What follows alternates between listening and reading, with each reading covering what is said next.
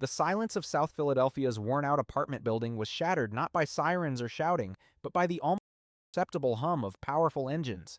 Tinted windows, sleek and obsidian, shielded those within. Four men emerged, moving with a synchronized, almost unsettling precision, as if choreographed for a covert operation. Dark suits, crisp and unblemished by the city's grime, sunglasses obscuring their gaze even on a cloudy day, and tiny earpieces glinting discreetly. Neighbors, caught mid-conversation on stoops adorned with peeling paint and wilting potted plants, froze. A woman clutched her worn purse tighter, her eyes wide with a mixture of fear and morbid curiosity. Kids on bikes, previously weaving chaotic paths between parked cars, scattered like startled pigeons, their laughter abruptly silenced. The men, their faces impassive, exuded an aura of quiet authority. One carried a slim leather folder, its contents unknown. Another spoke in hushed tones into his wrist, his words swallowed by the oppressive quiet that had descended upon the street. They walked straight into the dilapidated building, their polished shoes barely scuffing the scarred linoleum of the communal hallway. Their destination? Apartment 3C. They were looking for Deshaun Carter, a 14-year-old boy. His grandmother, Loretta, believed he was in trouble, a cold dread twisting in her gut. The entire block, a community intimately familiar with hardship and the long arm of the law, felt the same gnawing suspicion. But why? What could a kid like Deshaun possibly have done to warrant such a formidable, silent delegation? The answers, to them, were still shrouded in mystery. What none of them knew, what Deshaun himself hadn't fully grasped, was that 16 hours earlier, amidst a violent thunderstorm, he had made a choice. A simple, reflexive act of human decency. He helped a stranger, an old man, stumbling and disoriented in the relentless rain. What Deshaun hadn't realized, couldn't possibly have known, was that this old man wasn't just anyone, and that single, arduous walk home, born of pure compassion, was about to unravel and reweave the entire fabric of Deshaun's life, transforming his world in ways he could never have imagined. But before we get to those men in dark suits, before their arrival shatters the mundane rhythm of his existence, you need to understand who Deshaun Carter truly is, and why, until now, nobody outside his immediate circle had ever truly noticed him. Deshaun Carter lived with his grandmother, Loretta, in a modest two-bedroom walk-up. It was the third floor, a constant struggle for Loretta's arthritic joints, with no elevator to ease her burden. The building itself bore the scars of time and neglect. Peeling paint flaked like old skin, and the ceiling in their apartment had a persistent, weeping leak whenever the rains came hard. It was a home, yes, but one perpetually on the brink, demanding constant vigilance and sacrifice. 3 years ago, his father, Jamal, a man whose hands were as skilled as his heart was generous, had died in a tragic construction accident, falling from scaffolding too high, too quickly. The absence of his laughter, his strength, and his steady income had left a void that swallowed their already precarious existence. His mother, Angela, a ghost of a memory, drifted in and out of rehab programs, a recurring whisper of hope and disappointment. She hadn't called, hadn't sent a card, hadn't made her presence felt in any tangible way for 18 months, leaving Loretta and Deshaun adrift. Grandma Loretta, a woman whose spirit was as tough as her hands were gnarled, worked double shifts at the hospital laundry. The constant lifting and folding, the steam and the chemicals twisted her fingers, each knot a testament to her unending labor. Every night, without fail, Deshaun would hear her slow, painful limp as she came through the door, her face a mask of quiet endurance. Deshaun's routine was a meticulously constructed edifice against chaos, an unvarying schedule he adhered to with the discipline of a soldier. Wake at 5:30 a.m., long before the city truly stirred. School at 6:30, a walk that often felt longer in the pre-dawn chill. Afternoons were consumed by his job at the corner store, a 3 to 5 shift, earning a paltry $7 an hour under the table. Then, the most important task of his day, walking Grandma home at 9 o'clock p.m., her slow steps matching his own. Homework, a quick, often interrupted session, then sleep, only to repeat the cycle again. He was 14 years old, and this crushing rhythm had been his reality for the past 18 months. He carried the weight of a man, though his frame was still that of a boy. Thursday morning, 16 hours before the formidable men in suits would descend upon his home, Deshaun's day began as it always did. 5:30 a.m. His internal clock, finely tuned by necessity, rendered an alarm clock superfluous. He moved through the small apartment with a quiet efficiency, making instant oatmeal for two. He knew Grandma preferred hers with a spoonful of brown sugar. For himself, it was plain, a small, almost unconscious act of frugality. He carefully counted out her pills: blood pressure, diabetes, arthritis. The arthritis bottle, a cruel harbinger of future distress, held only 4 pills.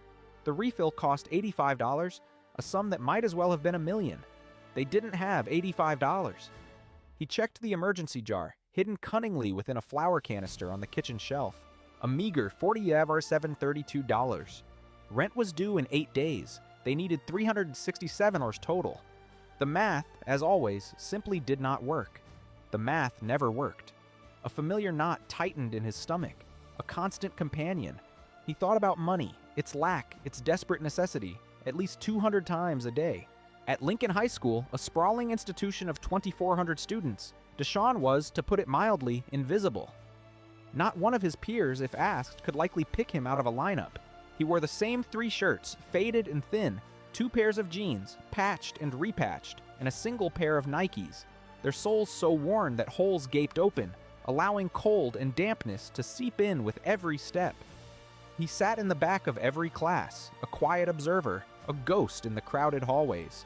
Yet, despite his unassuming presence, he maintained straight A's in math and science, his sharp intellect a hidden fire. He never raised his hand, never volunteered, never drew attention to himself. Once, his physics teacher, Mrs. Lane, a woman with kind eyes and an analytical mind, had stopped him after class. "Deshaun," she began, her voice gentle, "you scored 98% on the engineering aptitude test. That's exceptional. Have you ever thought about magnet programs, specialized schools with more resources?" Deshaun mumbled, "I work, Mrs. Lane." She started to say something about scholarships, about possibilities, her words hanging in the air, but he had already turned, his gaze fixed on the hallway, on the clock, on the precise timing of his next obligation. He simply walked away. She didn't ask again. The weight of his responsibilities often outmaneuvered the wings of opportunity. After school, the familiar ritual of the corner store awaited. Mr. Kowalski's, a small, bustling establishment that smelled perpetually of old coffee and fresh bread, had been his employer for 18 months. His duties were endless and thankless: sweeping floors, stocking shelves, hauling out heavy trash bags, bagging groceries for hurried customers. He was paid under the table, $7 an hour, a pittance but essential. He never complained, never took a sick day, even when a persistent cough rattled his chest. Sometimes Mr. K, a gruff but not unkind man, would let him take expired sandwiches home, a small, precious bonus. Occasionally a customer, touched by his quiet diligence, would tip him for carrying groceries, $1 here, $2 there. $3 if he was exceptionally lucky. Once, a wealthy-looking lady had given him a crisp $10 bill at Christmas, a sum so extravagant it brought him to tears, which he quickly hid in the cramped, dank restroom. The weight Deshaun carried was not merely the heavy trash bags or the boxes of cans. It was the constant, crushing burden of calculations. Can we afford eggs this week? If I walk the 2 miles instead of taking the bus, I save $2.75, which could buy a loaf of bread. Grandma needs new shoes. Her soles are nearly as thin as mine. But shoes cost $40. We don't have 40. He had Googled jobs for 14-year-olds that pay $15 an hour. 23 times, each search yielding the same disheartening results. None. He had also, in a moment of quiet despair, Googled how to drop out of school legally in Pennsylvania 7 times. That was a secret he kept fiercely from Grandma, a potential sacrifice he might have to make. At night, sleep often eluded him. His mind, perpetually wired, would run through the numbers. Rent plus food plus medicine plus utilities. The sum was always, inevitably, more than they had. But Deshaun harbored one secret, a small, fragile flame of hope he kept carefully hidden. Under his mattress, nestled amongst the worn springs, lay a spiral notebook. It was filled with intricate pencil sketches, bridge designs, so detailed they looked real, blueprints for buildings that soared toward the sky, architectural renderings of innovative structures. He drew during lunch breaks, in the back of class when the teacher wasn't looking, and late at night when sleep refused to come. He dreamed of being a civil engineer, of building bridges that physically connected communities and metaphorically bridged divides, of creating buildings that would stand for generations, testaments to human ingenuity. He had never told anyone, not even Grandma. Dreams, he understood, felt dangerous, almost indulgent, when you couldn't even afford to eat. Thursday afternoon at precisely 4:30 p.m., Deshaun made his way to work. His usual route took him past a sprawling construction site, a gaping maw of earth and steel slowly transforming the urban landscape. A chain-link fence, topped with barbed wire, secured the perimeter.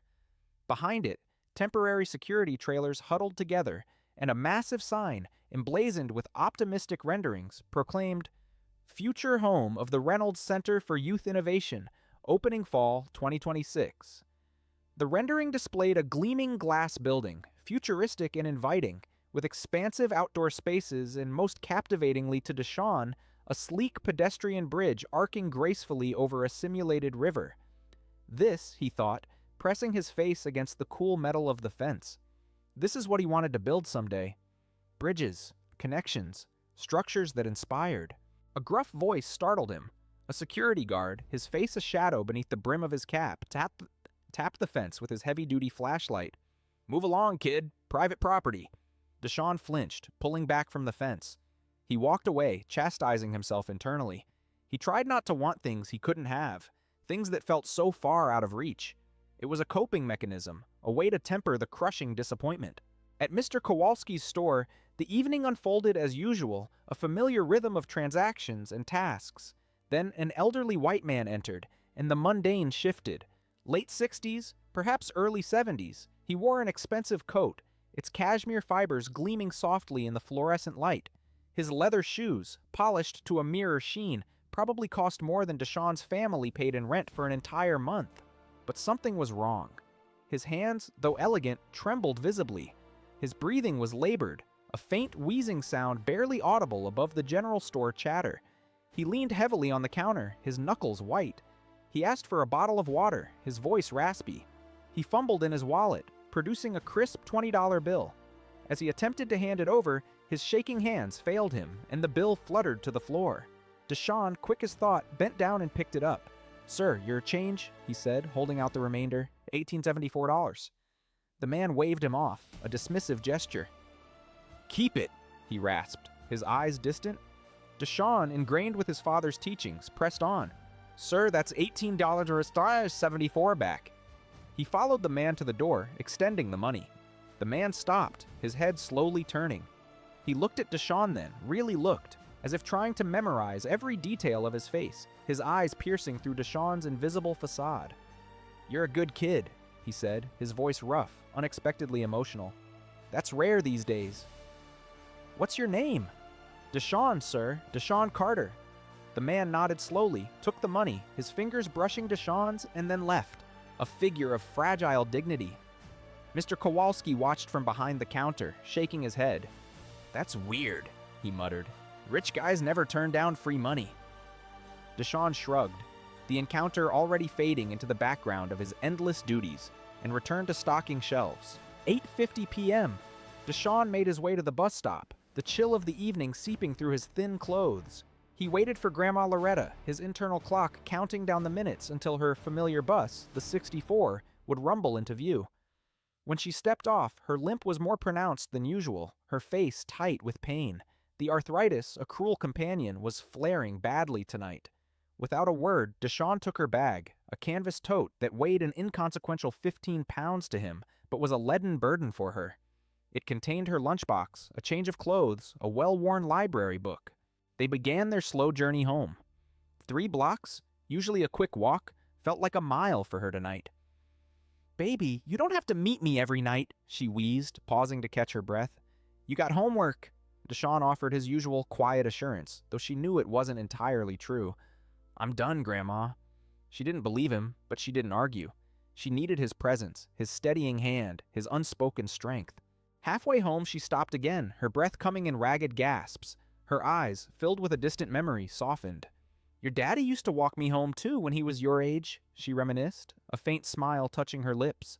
"Before he got tall and thought he was too cool." A tear, unbidden, welled in her eye. "He had a gift. Your daddy could see what needed fixing and just knew how to fix it.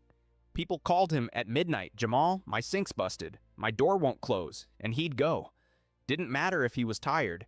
Didn't matter if they couldn't pay. Deshaun knew this story by heart, had heard it 100 times, a cherished heirloom of their family lore. But he never interrupted. He listened, absorbing the echoes of a good man. "You got that in you, baby," she continued, squeezing his hand. "That same heart." Deshaun didn't answer. His mind was elsewhere, wrestling with the same old familiar demons. The $320 they didn't have, the pills they couldn't afford, the brutal choice he knew he would have to make soon.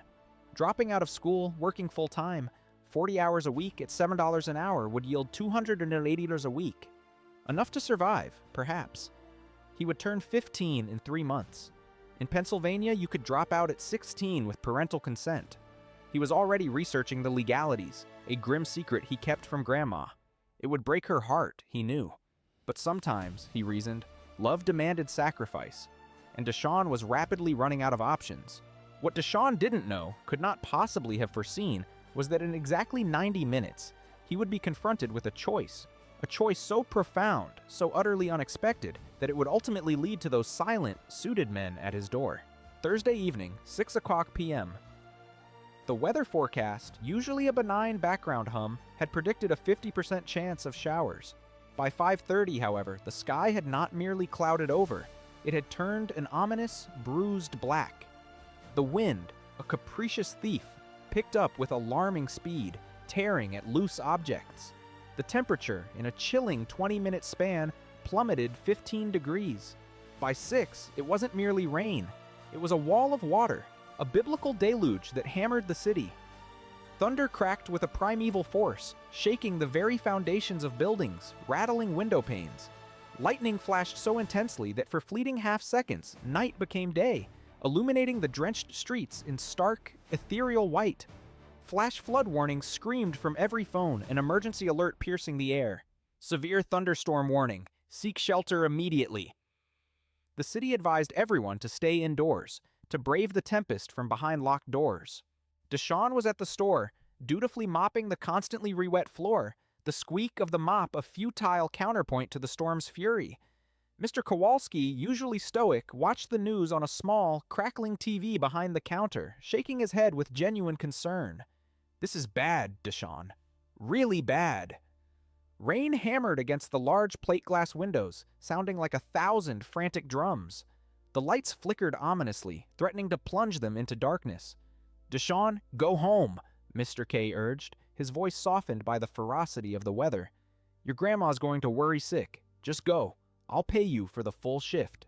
Deshaun, grateful for the unexpected kindness, pulled his thin hood up over his head. His zip-up jacket, the only coat he owned, offered meager protection against the elements, utterly useless in the face of such a downpour. He stepped outside, directly into the heart of the storm. Within 3 seconds, he was soaked to the bone, the cold seeping into his very bones. 2 blocks from home, a blinding flash of lightning split the oppressive darkness, momentarily turning the street into an eerie, monochrome photograph. In that split second of searing light, Deshaun saw him.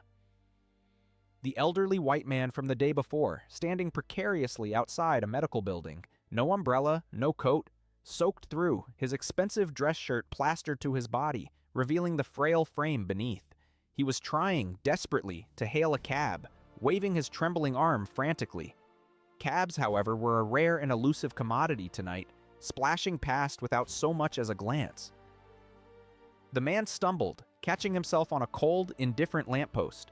His face, visible in the intermittent flashes of lightning, was pale, almost translucent, his lips a faint blue. His hand, a claw of pain, clutched his chest. Deshaun's mind raced, a frantic flurry of conflicting thoughts. Grandma is waiting, probably panicking, her worry a tangible presence. I'm already soaked, shivering. I need to get home, to her. He's a stranger. He's clearly rich, look at that watch. A glint of expensive metal even in the gloom. He'll be fine. Someone else will help him. But then the man staggered again, a visible lurch. His breathing, even from 15 feet away, sounded ragged, a desperate battle for air. Deshaun could see his chest heaving under the drenched fabric. He looked like Papa, Deshaun's father. That day, the day before he fell, Papa had been breathing like that. Tired, too tired, he'd said. His chest felt tight. Went to work anyway. Fell 40 feet the next morning. The memory, a fresh wound twisted in Deshawn's gut. Then on? Deshawn noticed something even stranger. A black Lincoln Town car, sleek and expensive, was parked about 50 feet away, its hazard lights blinking rhythmically, a silent distress signal. The driver's door opened. A man in a suit, equally sharp and formal, stepped out, holding a large umbrella. The old man saw him, and to Deshawn's surprise, waved him off angrily, a furious, dismissive gesture. "No!" he roared, his voice thin and hoarse against the storm. "I said no! Get back in the car!" The driver paused, umbrella aloft, a picture of hesitant concern. "Mr. Reynolds, please." "I told you I'm not going with Edwards," the old man retorted, his voice laced with pride and stubbornness. "I'll find my own way home." The driver, defeated, retreated into the car, closing the door with a soft thud. Deshawn was utterly confused. Why would someone refuse their own ride in such a brutal storm, especially when they were clearly so ill? Thunder cracked again, impossibly loud, shaking the very ground beneath Deshawn's feet. The old man's knees buckled. He went down, catching himself on his hands, kneeling on the wet, unforgiving sidewalk. People, a handful of them, rushed past, their faces averted, their umbrellas shields against both rain and responsibility. Cars splashed through puddles, creating small tidal waves, oblivious to the drama unfolding. No one stopped. The man tried to stand, his arms pushing against the pavement, but they gave out, sending him slumping back down. Deshawn moved before he even consciously decided to, before the analytical part of his brain, the one that counted every dollar and weighed every risk, could register an objection. "Sir?" he called out, his voice thin against the wind. "Sir, are you okay?" He ran, dropping to his knees beside the man, the rain pouring down both their faces, blurring the lines between them. The man looked up, his eyes unfocused, clouded with pain and disorientation. I need to get home. Can't find my phone. I can't..." His voice was slurred, his words indistinct. He was clearly in medical distress. "Where do you live?" Deshawn asked, his voice steady despite the fear coiling in his stomach. "Rittenhouse Square, 18th Street, building with the green awning. I can't remember the number." Rittenhouse Square. 12 blocks away. In the opposite direction of home, through the very worst of the storm. Deshawn's phone, a cheap cracked model, was charging back at home. He couldn't call 911. Couldn't call Grandma. He glanced at the black town car, still idling, hazard lights blinking. "Sir, your driver's right there." "No!" The man grabbed Deshawn's arm, his grip surprisingly strong, desperate. "Not with him, I won't. I can't explain. Please, I need to walk home." He wasn't making sense, but he was desperate, and he was sick. This wasn't just about the storm. This was about something else. Pride, a family dispute. Who knew? It didn't matter.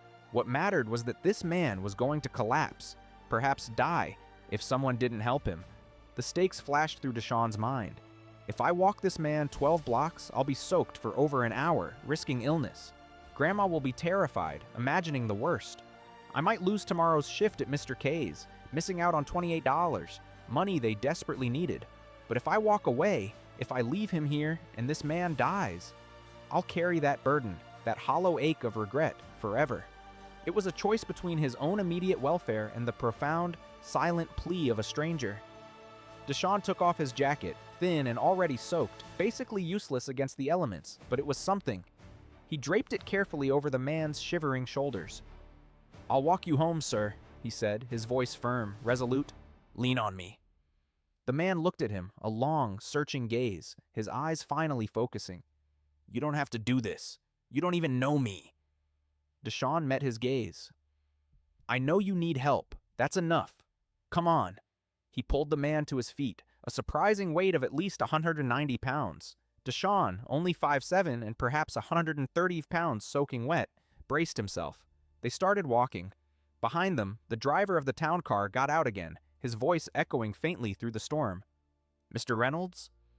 But the old man didn't turn around. Deshawn didn't know it yet, but this walk, this choice, this moment was about to change everything. Every single, arduous step through that storm was a choice. And William Reynolds Watching this silent, soaked boy was counting every single one. Blocks 1 through 3. The initial phase of their journey was a purely physical battle against the elements. The rain didn't just fall. It came in sheets, almost horizontal, driven by the furious wind that tried to knock them off their feet with every gust. Deshawn's cheap sneakers, with the telltale holes in both soles, filled with water with every step, creating a squishing, miserable sound. The man, William Reynolds, was dead weight, leaning heavily on Deshawn's slender shoulder, his breathing ragged, each inhale a struggle. Deshawn's shoulder already ached, a deep, bruising pain. His legs burned, muscles screaming in protest. They had walked only 2 blocks. 10 more to go. Lightning struck close, perhaps only 2 blocks away, illuminating the sky in a blinding flash. The thunder that followed was so deafening, so profound that Deshawn felt it reverberate in his chest, rattling his very bones. William stumbled again, his strength failing. Deshawn, despite his own exhaustion, caught him, holding him upright. "I got you," he panted, his own breath coming in ragged gasps. "Just keep moving. 1 foot, next foot, 1 foot, next foot." He repeated it in his head, a desperate mantra, a rhythm to stave off defeat. His teeth chattered uncontrollably. His hands were numb with cold. Water streamed down his face, a mixture of relentless rain and his own exertion. Don't let him fall. Don't let him die. Block 4. Miraculously, the rain lessened slightly. Still pouring, but the worst of the horizontal onslaught had passed. William's breathing, though still labored, stabilized a little, enough for him to speak, his voice raspy but clearer. "What's your name, son?" Deshawn, his focus still on the next step, replied, "Deshawn, sir. Deshawn Carter." "Deshawn." William repeated the name, tasting it, as if committing it to memory. "I'm William. William Reynolds." The name meant absolutely nothing to Deshawn. He simply nodded, kept walking, his gaze fixed on the blurred pavement ahead. "You should have just called 911, William muttered, a hint of shame in his tone. "This is too much to ask of a kid." Deshawn didn't break stride. "Didn't have my phone. And you needed help now, not in 20 minutes. William fell silent, studying Deshawn's profile in the dim, rain-streaked light of a street lamp. A long moment passed, filled only with the relentless patter of rain and the squish of Deshawn's ruined shoes. Blocks 5 and 6. William began to talk, his voice low, almost confessional, perhaps to distract himself from the cold and the pain, or perhaps because he simply needed to say it out loud. "I had a son once," he began, his gaze distant. "Michael. He'd be 30 now, maybe 31. I lose track sometimes." Deshawn didn't know what to say. He just listened, offering the silent, unwavering presence William needed. "He died in a car accident 17 years ago. He was 17. A drunk driver ran a red light. Michael was coming home from a volunteer event at a youth shelter." William's voice cracked, a fragile sound that broke Deshawn's heart. "He was a lot like you, Deshawn. Kind. Saw people who needed help and just helped. Didn't think twice about it." Deshawn felt a lump in his throat. "I'm sorry," he managed. "He wanted to be an engineer," William continued, his voice barely a whisper. "A civil engineer. To build bridges." William let out a short, bitter, sad laugh. "Ironic, right? Bridges, things that connect people, and I've spent the last 17 years building walls." "What kind of walls?" Deshawn asked, compelled by the raw emotion in the older man's voice. "Emotional ones," William replied, his voice heavy with self-reproach. "I threw myself into work, made a lot of money, started a foundation in his name, built buildings, funded programs, wrote checks. I thought I was honoring him." He paused, taking a labored breath, each one a struggle. "But really, I was running from grief, from guilt, from the fact that I worked 80-hour weeks when he was alive and barely saw him. I missed his baseball games, his science fairs, his graduation speech. I was always too busy." His voice broke completely then, a raw sob. "And now I'm 68 and sick, and I realize I spent 17 years building monuments to my guilt. But I stopped seeing people. I stopped seeing what Michael saw. Humans who need help." They walked another block in silence, the only sounds the relentless rain and the squish of Deshawn's waterlogged sneakers. The weight of William's confession hung heavy in the air, a palpable sadness. Then Deshawn, his voice quiet but clear, spoke. "You're seeing me right now." William stopped walking, swaying slightly, and looked at Deshaun, his rain-streaked face etched with confusion. "What?" "You're seeing me right now, in this moment," Deshaun repeated, looking him directly in the eye. "So maybe you didn't forget. Maybe you just needed a reminder." William's eyes welled with tears, indistinguishable from the rain streaming down his face. A flicker of something profound passed between them. "How old are you, Deshaun?" William asked, his voice thick with emotion. 14. 14. William shook his head slowly, a profound weariness in his gaze. "When I was 14, I was stealing cigarettes and failing algebra. You're different." Deshaun shrugged, uncomfortable with the praise. "I'm just cold and wet, sir. Let's keep moving." Blocks 8 through 10. The struggle intensified. They were in Center City now, the streetlights brighter, the buildings taller and more imposing. More people were out, despite the weather, but still, no one seemed to notice them. William's pace slowed dramatically. He was utterly exhausted, every step a monumental effort. "I'm sorry," he gasped, leaning more heavily on Deshaun. "I'm slowing you down." "Don't be sorry," Deshaun replied, his voice strained but firm. "Just keep walking." A car passed too close, splashing them both with a wave of cold, dirty gutter water. Deshaun flinched, closing his eyes for a moment, but he kept moving, kept pushing forward. His whole body was shaking now, not just from the cold, but from sheer exhaustion. He'd been on his feet since 5:30 a.m. It was past 7 o'clock p.m., but he didn't stop. William, despite his own pain, noticed.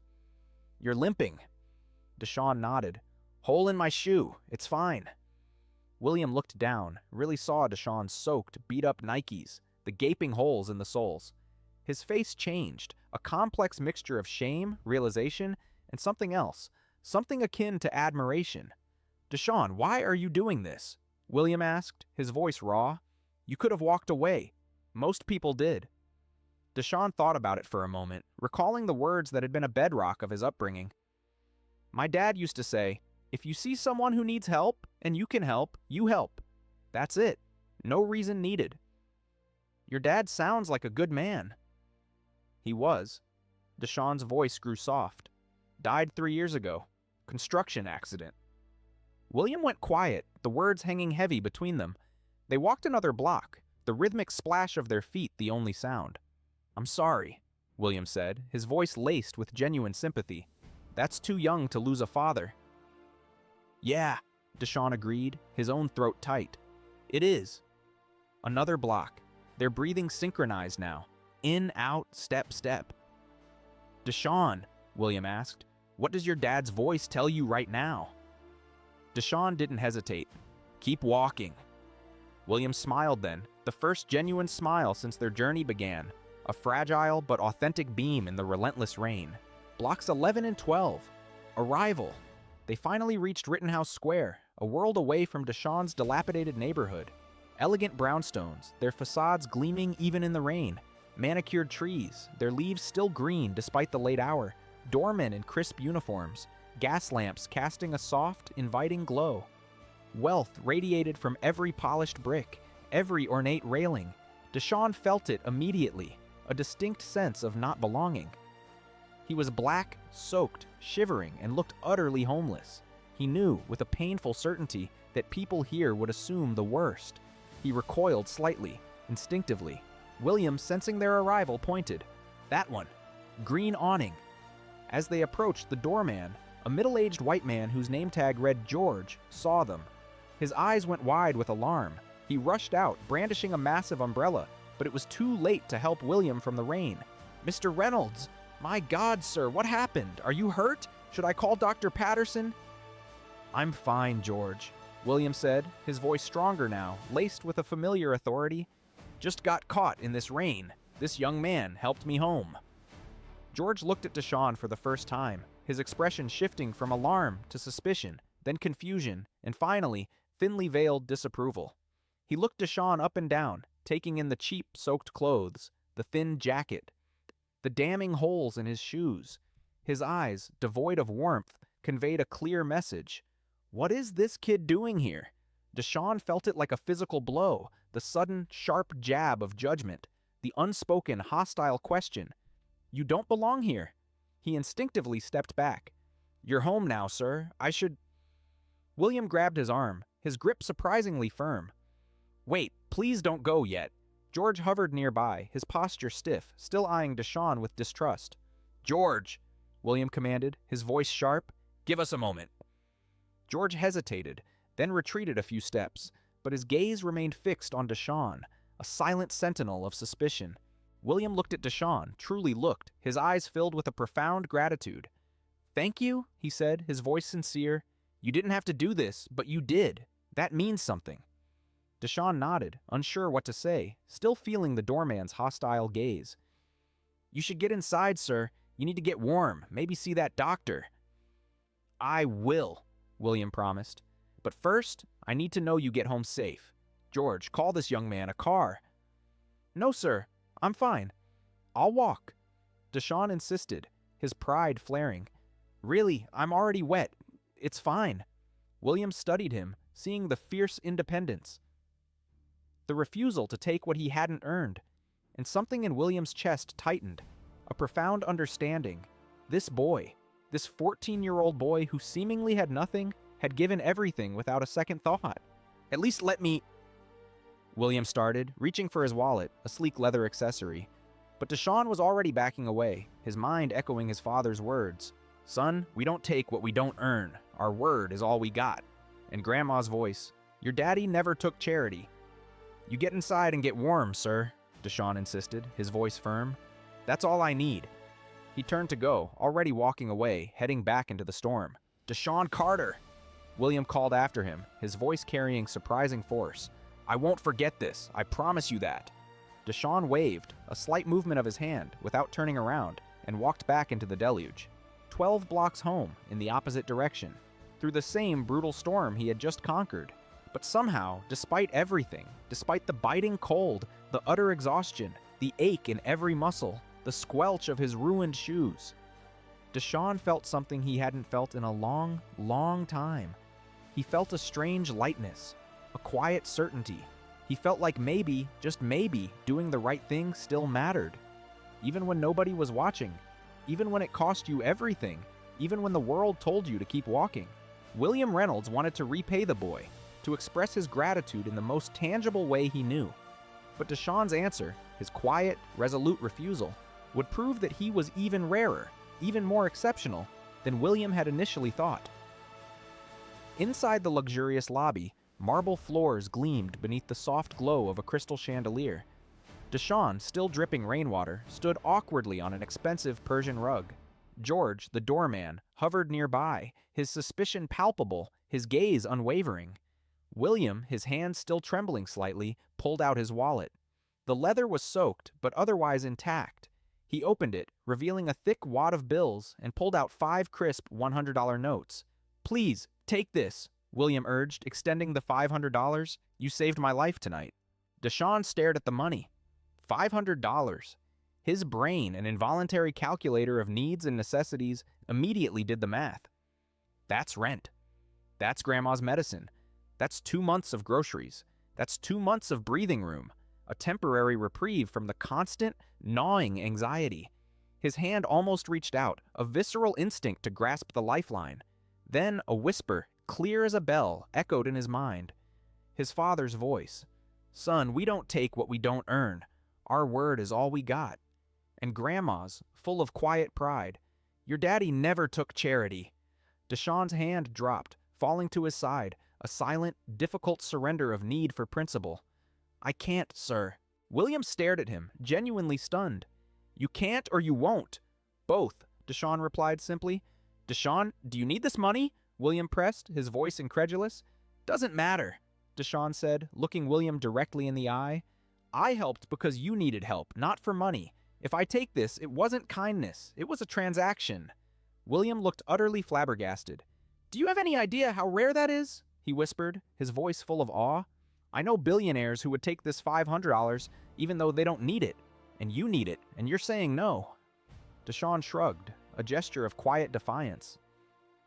I'm not from your world, sir. William let out a genuine laugh, a hearty, warm sound that filled the opulent lobby. No, he agreed, shaking his head. You're not. And thank God for that. He carefully put the cash back into his wallet. Okay, he said, his gaze softening. I respect that, but do something for me. He pulled out a business card, thick cream-colored stock embossed with a subtle logo. Deshaun took it, his fingers tracing the elegant script. William J. Reynolds, founder and chairman, Reynolds Foundation. His stomach did a sudden flip. Reynolds, the construction site. The sign he'd pressed his face against just hours before. Are you building the center on Broad Street? He asked, his voice barely a whisper. William nodded, a knowing smile playing on his lips. You've seen it? I walk past it every day on my way to work. William's expression softened even further. Of course you do. He pointed to the card. If you ever need anything at all, call that number, day or night. Promise me you'll keep it. I promise. What school do you go to? Lincoln High, South Philly. William nodded slowly, memorizing the information, tucking it away. Lincoln. Good. George, sensing the unexpected turn of events, discreetly brought over a stack of plush towels, though he still watched Deshaun with an air of suspicion. Thank you, Deshaun Carter, William said, his voice earnest. You didn't just help an old man, you reminded him why he does what he does. Deshaun nodded, not entirely understanding the depth of the sentiment. Get inside, sir. See that doctor? I will, William promised. And Deshaun, I won't forget this. Deshaun turned, and with one last, lingering glance at the card, left the opulent lobby, returning to the biting rain. The walk home was long, arduous, and bitterly cold. His teeth chattered incessantly. His shoulder ached with a dull throb. His feet, numb from the cold and the water, felt like blocks of ice. But as he trudged through the rain-slicked streets, a strange, unprecedented feeling settled over him. A lightness, as if something fundamental had shifted within him. He looked at the card in his wet hand, the name William J. Reynolds, billionaire, swimming in his vision. And I just walked him home, he thought, a sense of surreal wonder washing over him. Will he remember me, or is this just another story he'll tell at a cocktail party? He didn't know. But he had done the right thing, and for now, that was enough. Still, deep down, a spark of hope, small but persistent, began to flicker. What if this changes something? 8:42 p.m.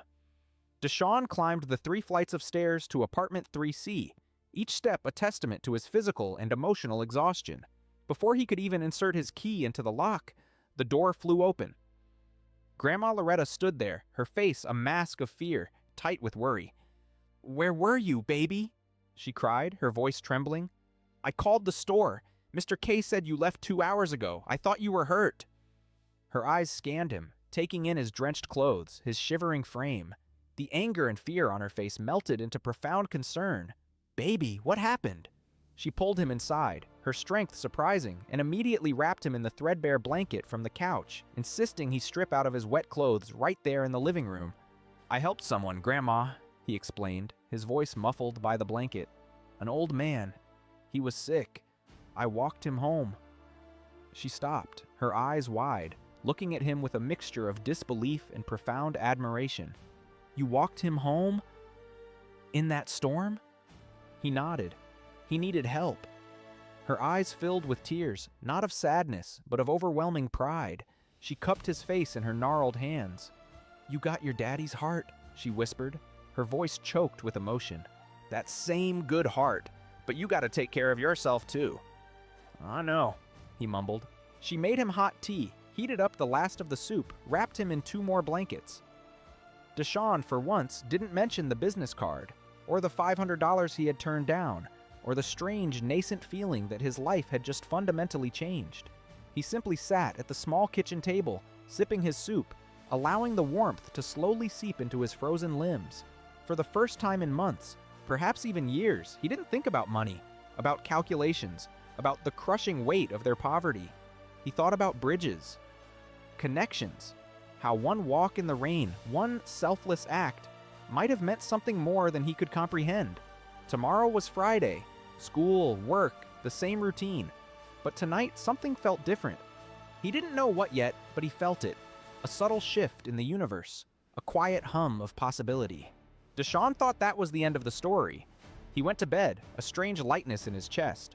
He woke up, still sore, but with a renewed sense of purpose.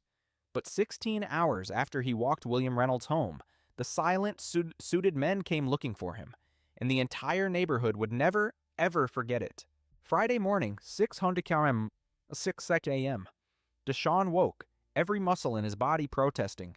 His shoulder ached, his feet throbbed, and dark circles underscored his tired eyes. The small embossed business card, a tangible reminder of the surreal night, lay on his nightstand. He pulled out his cracked phone, its screen a spider web of hairline fractures, and with trembling fingers Googled William Reynolds, Philadelphia.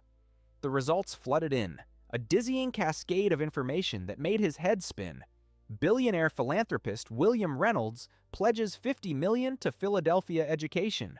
Reynolds Foundation awards $500 million in grants to urban development. William J. Reynolds, the man who rebuilt Philadelphia. A Forbes profile appeared, detailing his estimated net worth, $27 billion. Deshaun's hands began to shake violently. I walked home a billionaire, he thought, his mind reeling. And I turned down his money. Part of him, the logical, struggling part, instantly regretted it. Another part, the one instilled with his father's pride, swelled with quiet triumph. Mostly he was just stunned, utterly speechless. Deshaun, you're going to miss the bus! Grandma's voice cut through his daze. He quickly pocketed the card, trying to dismiss the dizzying revelation. It doesn't matter, he told himself. He's probably already forgotten about me. But Deshaun had a fever that morning, a low-grade 102 degrees, a delayed consequence of his soaking.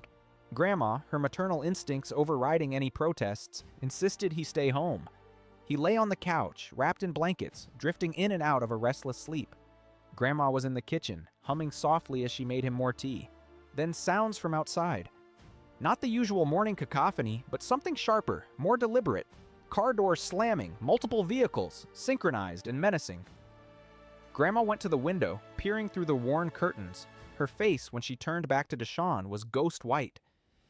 Deshaun, she whispered, her voice barely audible. Baby, come here. What? Come here now! He pushed himself up, his feverish body protesting, and looked out the window.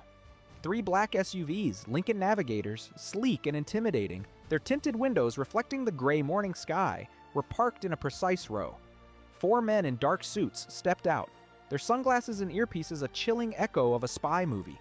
They moved with the same unsettling, synchronized precision he'd witnessed yesterday. One carried a leather folder, identical to the one he'd seen earlier. Another spoke into his wrist. Neighbors, usually bustling with morning routines, froze mid-stride. Mrs. Washington from 2B clutched her rosary beads, her lips moving in a silent prayer. Kids on bikes, sensing the unspoken tension, scattered in every direction. Someone yelled, FBI! Another, ICE!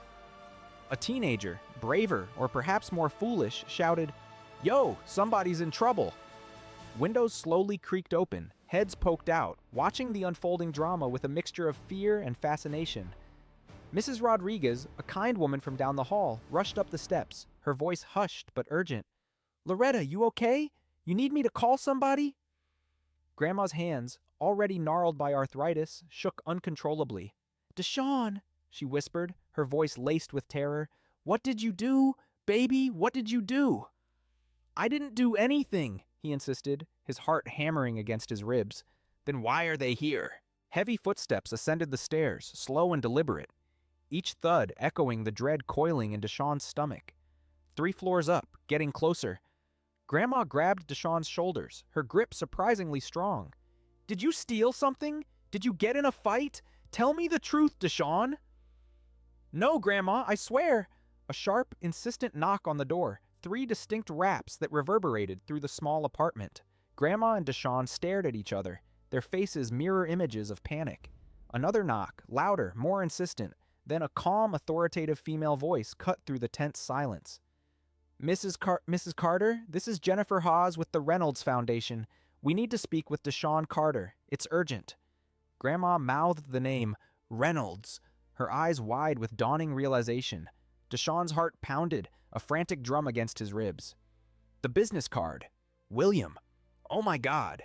Grandma, still trembling, slowly opened the door, the security chain still on, creating a narrow gap. A woman stood there, mid-40s, impeccably dressed in a tailored charcoal suit, a sleek briefcase clutched in one hand. Her face was professional, composed, but held a hint of unexpected kindness. Behind her, two of the suited men stood guard, their impassive presence a stark contrast to the small, cluttered apartment. "Mrs. Carter," the woman said, her voice smooth and reassuring. "I'm Jennifer Hose, Director of Special Projects for the Reynolds Foundation. Is Deshaun home?" Grandma, still suspicious, held her ground. "What do you want with my grandson?" "Mr. William Reynolds would like to speak with him today, Mrs. Carter, as soon as possible." "Is he in trouble?" Grandma pressed, her voice tight with maternal protectiveness. Jennifer Hose offered a small, gentle smile, one that softened her otherwise formidable demeanor. "No, ma'am. The opposite, actually. May we come in?" But when Deshaun met William Reynolds on Saturday morning in an office filled with the ambitious blueprints of a brighter future, he would learn the truth. And the truth, once fully revealed, was bigger, more complex, and more heartbreakingly beautiful than he could ever have imagined. Inside the apartment, Grandma, after a moment of wary deliberation, unlatched the chain and allowed Jennifer Hawes to step in. The two silent men remained outside, their presence a lingering tension. Jennifer's eyes swept around the small, well-worn living room, taking in the peeling paint and faded furniture, but her expression remained neutral, devoid of judgment. "Is Deshaun here?" she asked, her gaze searching. Deshaun, clutching the crumpled business card in his pocket, stepped forward, his voice a little shaky. "I'm Deshaun." Jennifer's professional facade softened slightly, a hint of genuine warmth in her eyes. "Mr. Reynolds would like to meet with you tomorrow, Saturday, at 10 a.m. Would that work?" "Why?" Deshaun asked, his voice still edged with suspicion. "He'll explain," Jennifer replied smoothly. "But he asked me to give you this." She handed him a thick, cream-colored envelope, embossed with the familiar Reynolds Foundation logo. "Open it." With trembling fingers, Deshaun tore open the seal. Inside, a handwritten note, elegant and concise. "Deshaun, you asked for nothing. That's why I want to give you everything you need. Tomorrow we will talk about your future. Who you are." Below the note, nestled amongst the heavy paper, was a check. Deshaun's eyes widened, his breath catching in his throat. The amount, scrawled in bold, confident numbers, read $5,000. The memo line, a thoughtful, almost prescient detail, simply stated, "For rent, medicine, and peace of mind." Grandma gasped, her hand flying to her mouth, stifling a sob. Deshaun couldn't breathe, the air suddenly too thick in his lungs. "Mr. Reynolds wanted you to have that now," Jennifer explained, her voice gentle. "No strings attached. We'll send a car for you at 9:45 a.m. tomorrow." With a final, reassuring smile, Jennifer left. The car doors clicked shut. Engines hummed to life and then faded into the distance. Silence descended once more upon the street, broken only by the loud, excited whispers of gossiping neighbors. Grandma looked at the check, then at Deshaun, her eyes swimming with tears. "Baby," she whispered, her voice barely audible, "what did you do last night?" "I just walked him home, Grandma," Deshaun replied, the words thick with emotion. She started crying then, openly, her shoulders shaking. "Your daddy," she sobbed. "Your daddy is so proud." Deshaun hugged her tight, his own tears finally falling, warm and wet against her shoulder. Saturday morning, 9:45 a.m. A sleek black Mercedes-Benz pulled up to the curb outside Deshaun's building, its polished surface reflecting the faint morning sun. A uniformed driver emerged, opening the rear door with a deferential bow. Deshaun, meticulously dressed in his best clothes, khaki pants, a button-up shirt that was slightly too big but ironed impeccably, and borrowed shoes, took a deep breath. Grandma Loretta, her eyes still red-rimmed from yesterday's tears, but now shining with a fierce pride, kissed his forehead. "You be polite, baby," she whispered, adjusting his collar. "You represent our family." "I will," he promised, his voice thick with emotion. The car moved smoothly through the city streets, heading towards Broad Street, towards the imposing construction site of the Reynolds Center. They pulled through a security gate, past a temporary trailer marked Administration. Jennifer Hawes met him at the entrance, her smile warm and genuine this time. "Mr. Reynolds is inside." Inside, the trailer was a hive of activity, yet strangely serene. Blueprints, intricate and detailed, covered every wall. Three-dimensional models of innovative structures sat on tables alongside sleek architectural renderings. At the center table, William Reynolds himself sat, dressed in gray slacks and a navy sweater. He looked better than he had on Thursday. The pallor of illness somewhat lessened, but still tired, a fragility clinging to his frame. He turned as Deshawn entered, and his face lit up with a genuine warmth, a profound relief.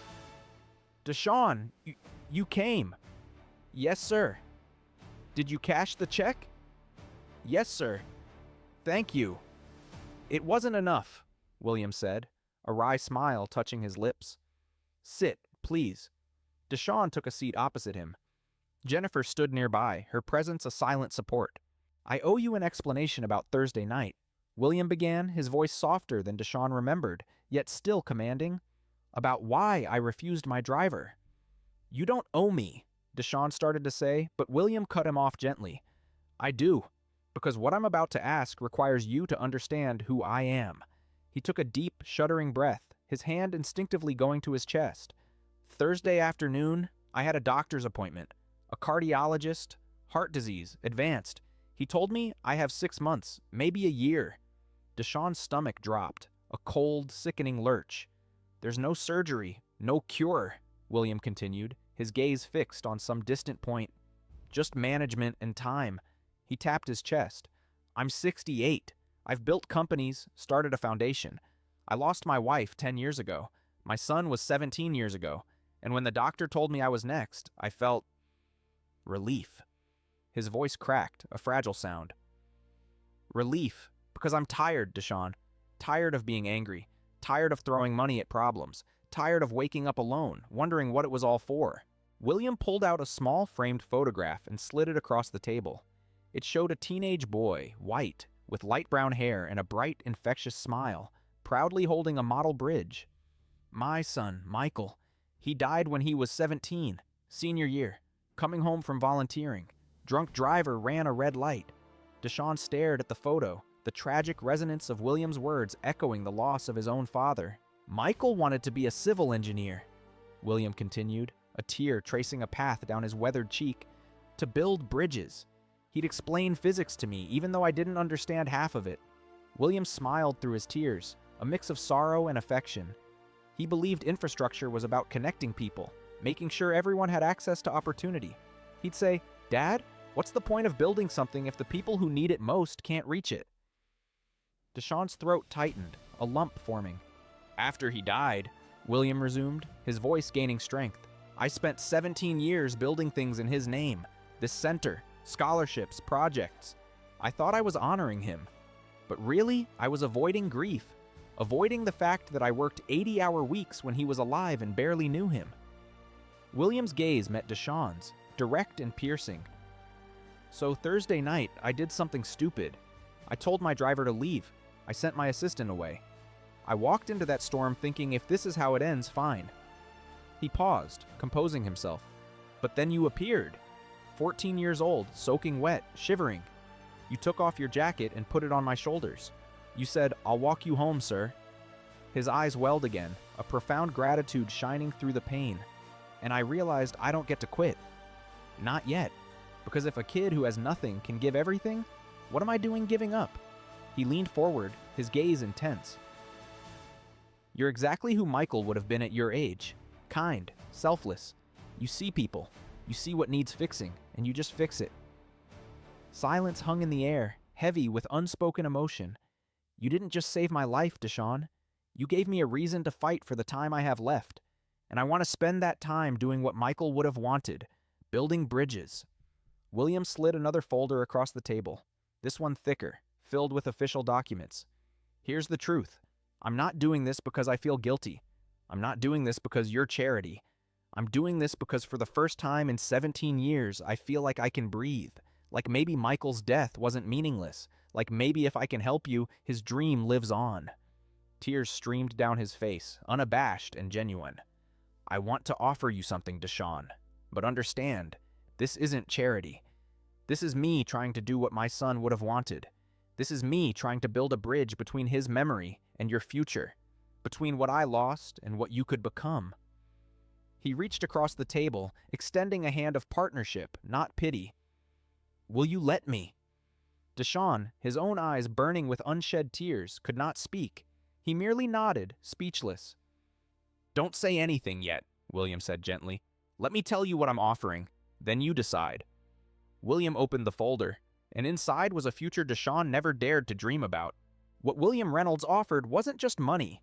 It was a future Deshaun didn't know he was even allowed to dream about.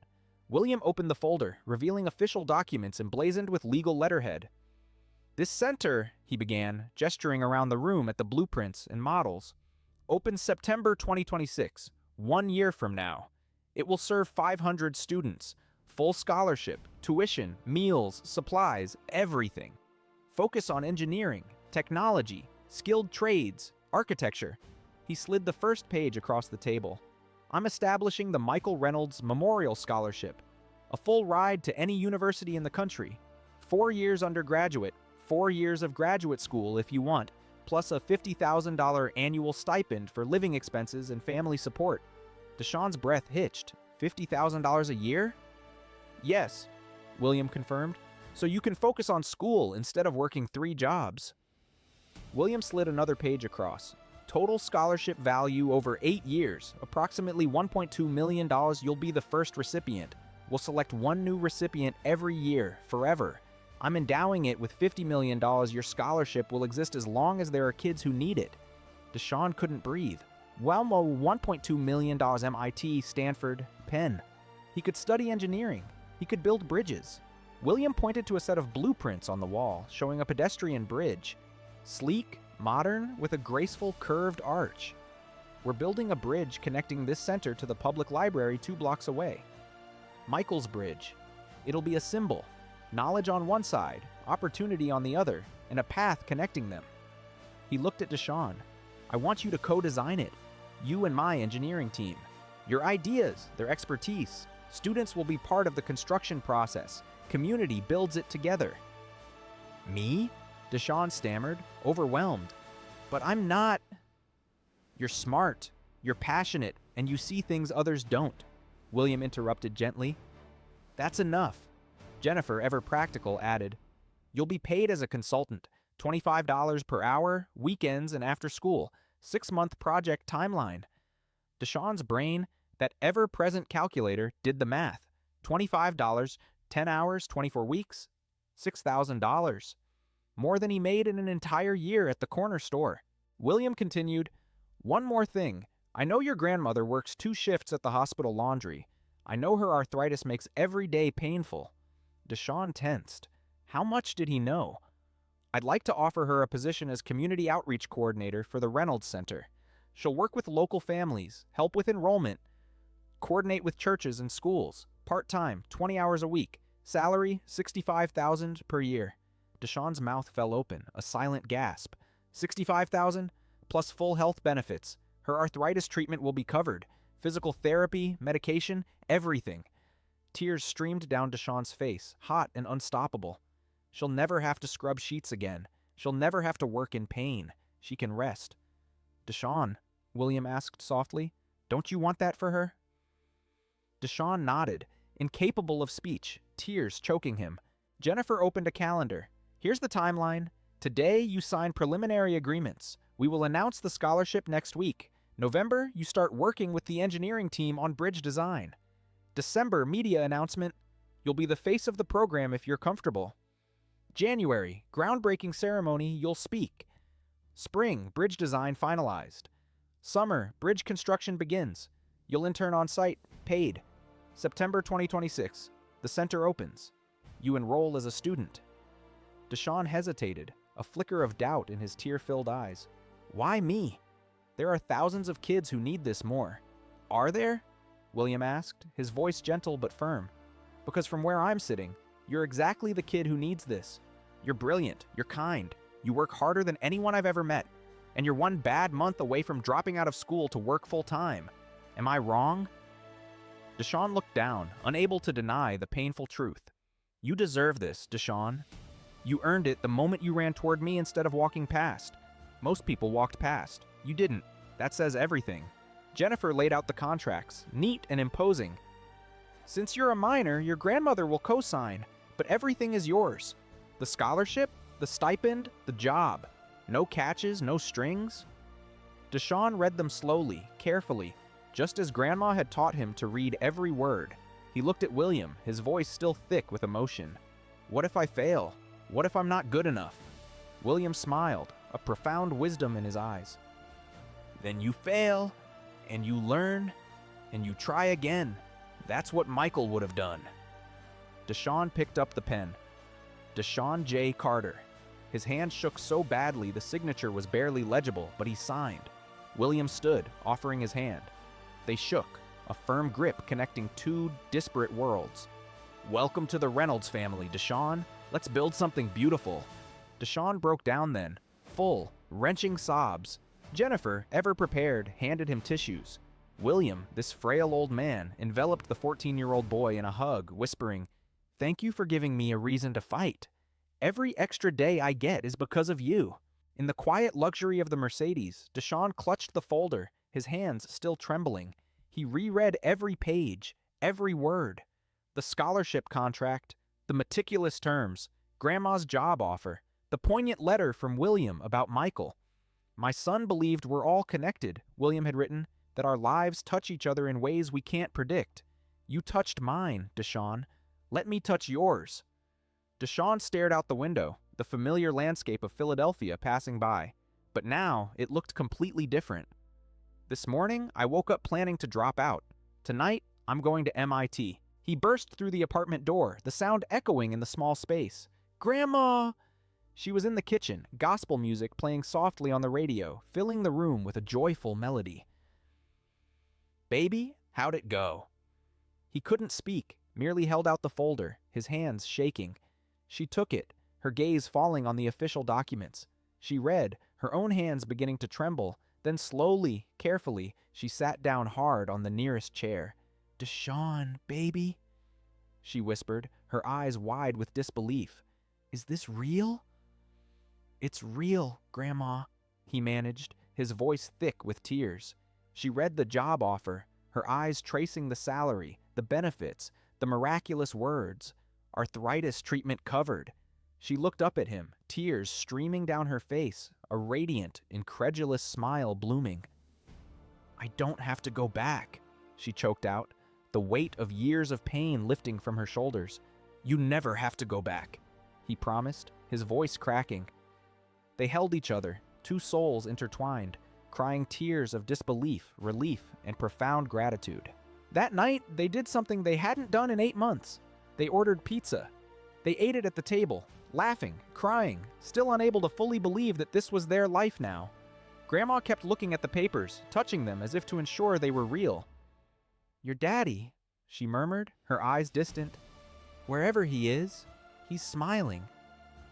Deshaun thought about his father, about walking Grandma home from the bus stop in the rain, about the emergency jar with its paltry $47, about how just 48 hours ago he was Googling how to drop out of school. And now he was going to college, any college, full ride. He was going to build bridges, real ones. That night, Deshaun lay in bed, staring at the familiar ceiling, but seeing a universe of new possibilities. He thought about William, about Michael, about that storm, about how one choice, one moment, one walk in the rain had changed everything. He pulled out his notebook, the one filled with his hidden designs, opened to a blank page, and began sketching Michael's bridge. But Deshaun's scholarship was never meant to be just his. It was a spark. And sparks sometimes start fires. 3 months later, December 2025, Deshaun's transformation was startling, profound. Before, he was an invisible kid lurking in the back row, toiling at the corner store, carrying the crushing weight of adult responsibilities. After, working with engineering teams every Saturday, his design ideas for the bridge, a curved arch that gracefully echoed the nearby river, were being implemented, his sketches becoming tangible reality. The Philadelphia Inquirer ran a front-page story. From stormwalker to scholar, teen's act of kindness leads to full ride, scholarship. Local TV did a segment, showing Deshaun on camera, wearing a hard hat, confidently explaining load distribution, speaking with an authority and passion that clearly belonged. Teachers at Lincoln High treated him differently, with newfound respect. The guidance counselor, who had once barely known his name, now asked him to mentor other students, sharing his unlikely journey. He was on the honor roll, no longer hiding, no longer invisible. Grandma Loretta's transformation was even more dramatic, a testament to the healing power of peace and security. Before, 2 jobs, constant pain, exhaustion etched into every line of her face. After working 20 hours a week as the community outreach coordinator at the Reynolds Center, she thrived. She loved it, talking to local families about enrollment, coordinating with churches and schools. Her health insurance covered physical therapy, medication. Her arthritis pain was reduced by 60%. She walked without limping, smiled all the time, a radiant joy lighting her eyes. She told a reporter, her voice full of emotion, "I got my grandson back. He used to come home exhausted. Now he comes home excited. That's worth more than any money." The story went viral. The hashtag #Stormwalker trended across social media. Comments flooded in. This is what humanity should be, proof that kindness is never wasted. But inevitably, negative comments also surfaced. He only got it because he's black. Performative charity. Deshaun read them, and they stung, a familiar injustice. William called. "Turn off the comments, Deshaun. You earned this through character. Let them talk." Community reactions were mixed, but largely positive. Mr. Kowalski proudly framed the Inquirer article, hanging it behind the register. "That's our boy," he'd declare to anyone who asked. Lincoln High saw applications to magnet programs increase by 40%. Students were suddenly interested in engineering, seeing a path where none had existed before. The local church invited Deshaun to speak. He stood before 200 people, his voice clear and resonant. "I didn't do anything special. I just helped when someone needed it. You can too." A standing ovation. But some kids at school still resented him. "Must be nice," one sneered. "Walk one old white dude home and get $1 million. Deshaun talked to William about it, the bitterness in his voice. William, ever the sage, replied, "Jealousy is fear, Deshaun. Fear there's not enough to go around. Show them there is." December 2025. William and Deshaun, side by side, held a press conference. They announced the Stormwalker Initiative, 10 additional scholarships, $500,000 per year, funded in perpetuity. The criteria? Exceptional character demonstrated through community service, financial need, academic potential. The message was clear. Deshaun isn't the exception. There are thousands of kids like him. Let's find them. Hope, slowly but surely, began to replace resentment. June 2026. Bridge construction began. The groundbreaking ceremony was a grand affair, attended by 500 people, a testament to the initiative's growing impact. Deshaun spoke, his voice ringing with newfound confidence. "This bridge isn't just steel and concrete. It's a promise that where you come from doesn't determine where you go." Applause echoed across the construction site. William stood next to him, visibly frailer, but his face radiant with pride. He used a cane now, but he was present, fully alive. The construction crew was 60% local hires, creating jobs and sending paychecks to families who desperately needed them. August 2026. The center neared completion. 500 students were enrolled for the first year, with a waiting list of 200. 11 Stormwalker scholarships had been awarded. 150 local jobs created. $8 million invested directly into South Philadelphia. 25 Lincoln High students received scholarships to other programs inspired by Deshaun's journey. The national media picked up the story. NPR featured it, asking, "How one act of kindness created a movement." Other cities reached out. "Can you replicate this model?" Unexpected ripples spread far and wide. 2 other Philadelphia billionaires, inspired by William Reynolds, announced their own youth centers, both crediting the Reynolds model. Corporate partnerships formed. Google donated computers. Comcast provided internet. Construction firms offered internships. The pedestrian bridge, the one Deshaun had helped design, quickly earned a nickname, the Stormwalker Bridge.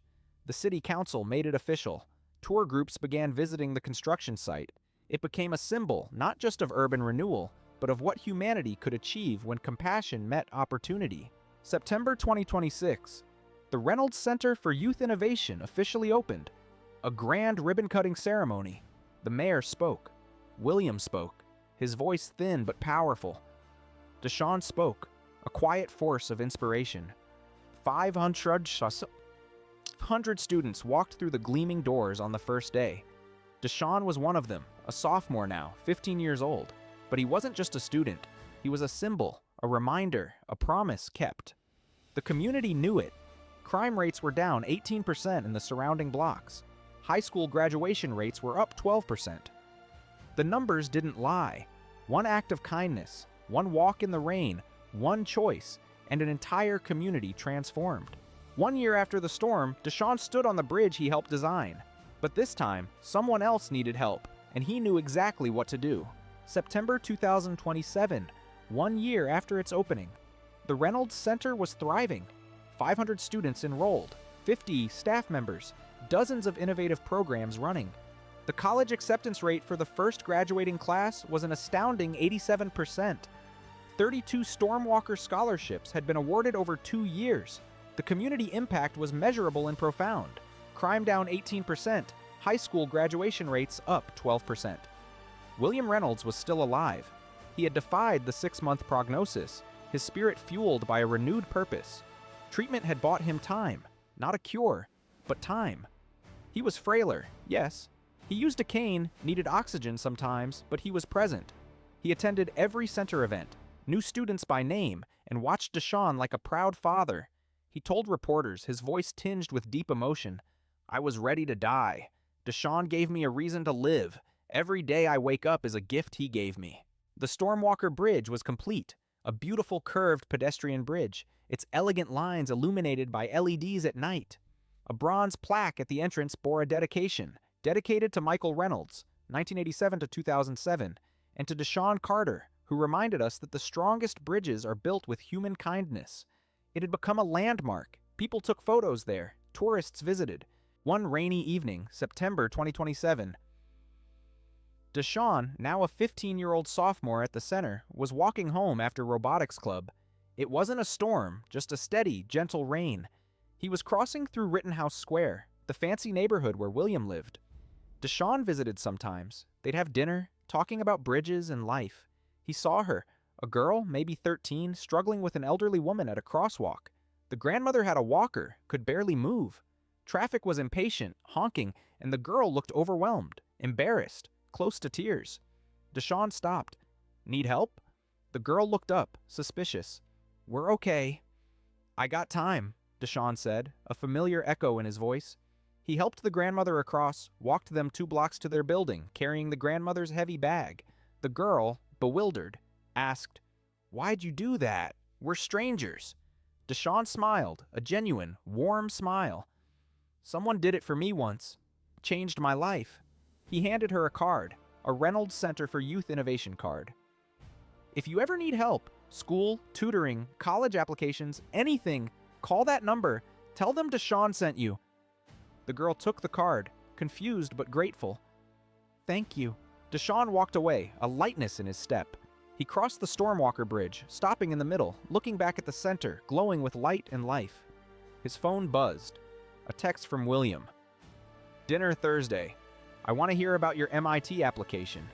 Deshaun smiled, texting back, "Yes, sir, 6 p.m. He looked up at the rain, remembering that night. The cold, the fear, the choice to help. People ask me all the time, "Do you ever regret turning down that $500? And I tell them, I didn't turn down $500. I invested it. I invested it in believing that doing the right thing matters, and the universe paid me back 1,000 times over." He continued walking, the bridge behind him, the center glowing, the city lights reflecting in puddles, rain falling softly. And somewhere, he knew, his father was smiling. So I'll leave you with this. If you see someone struggling in a storm, on a street corner, in a classroom, in life, stop. Help. You never know what that moment might mean. Maybe you won't meet a billionaire. Maybe no one will write a story about you. But I promise you this, kindness creates ripples. Small acts become big waves. I was just a kid who walked an old man home in the rain, and it changed everything. Not just for me, for my grandma, for 500 students at the Reynolds Center, for every person who heard this story and decided to be a little kinder. So be someone's stormwalker. You never know what happens next. If this story inspired you, share it with someone who needs hope today. Hit that like button. Subscribe to Blacktail Stories for more stories like this, and drop a comment. What's one act of kindness you'll do this week? Because the smallest gesture can change everything.